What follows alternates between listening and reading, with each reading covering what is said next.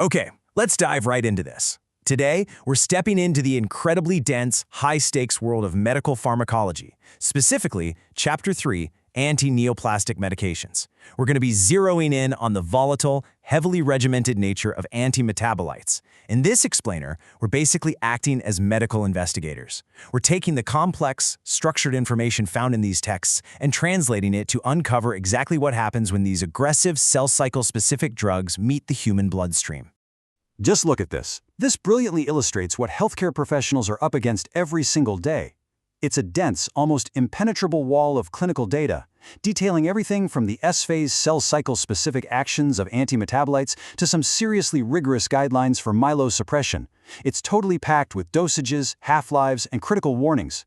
But here is the reality of a document like this. A single missed line, just a quick skim over a seemingly minor detail, can deeply and directly impact patient care. This isn't just a book, it's a precise map of human vulnerability. Now, because that text is just so vast, honestly, kind of overwhelming, we're going to do something a little different today. We are definitely not trying to read the whole chapter. Instead, we're extracting one specific, crucial warning from that blurry sea of text to use as a catalyst. Literally just one sentence. By isolating this single line, we can truly appreciate the absolute gravity of clinical documentation, and we'll use it as a launchpad to understand the systemic dangers of anti-neoplastic drug administration. So here's the exact quote pulled directly from the source material. Thrombophlebitis with administration through peripheral vein. That's it. That is the warning. I know it sounds like standard protocol, maybe a bit dry, but this single hazard sign is actually the gateway to understanding the aggressive chemical nature of the drugs we're pushing through these vessels. Once we break down the clinical cascade hiding behind these words, you'll see it is a high alert hazard sign hiding right in plain sight. Section 1. Decoding the jargon. Thrombophlebitis. Well, what's really interesting here is how the medical language flags a very specific physiological event. We know thrombophlebitis points to a thrombus, a clot, combining with severe inflammation directly inside the vein walls. But the crucial question is why this happens with anti-neoplastics. These drugs, particularly antimetabolites, are designed to interfere directly with DNA and protein synthesis. And this fierce cytotoxicity, it doesn't just attack tumors. It aggressively damages the rapidly dividing endothelial cells lining the vein itself. So this term on a page translates to a cascading physical reality for a patient.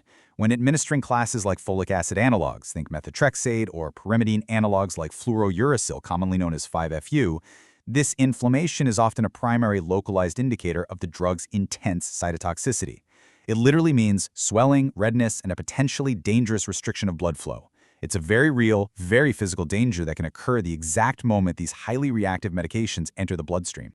Section 2. Location matters. The peripheral vein. Notice how the text explicitly names the peripheral vein for a highly calculated reason. Let's contrast this anatomically for a second. Peripheral routes, like the veins in your arms or hands, offer a very low hemodilution rate.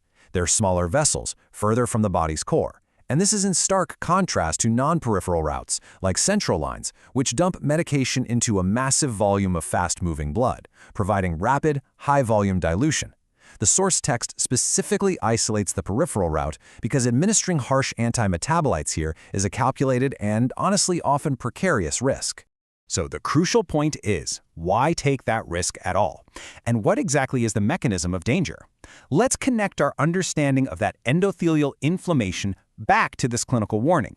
When you administer a harsh antimetabolite, like cytarabine or 5-FU, through these smaller peripheral vessels, the drug remains heavily concentrated. It's basically sitting in a smaller space, rubbing directly against the delicate walls of that tiny vessel without getting diluted quickly.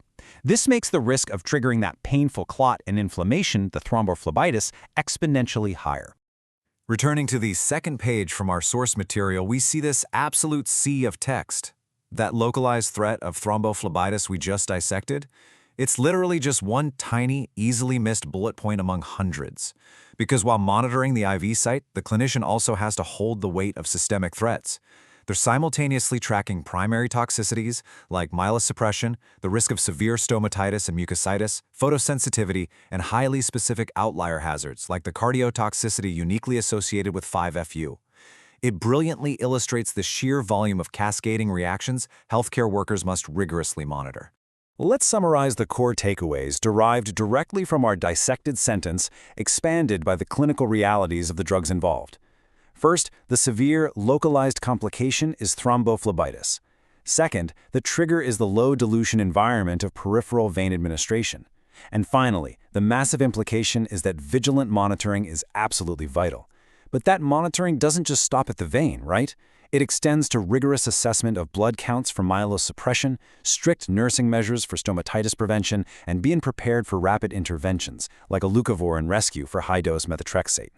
It is so easy to get lost in the clinical data, the cell cycle-specific actions, and the complex pharmacology of it all.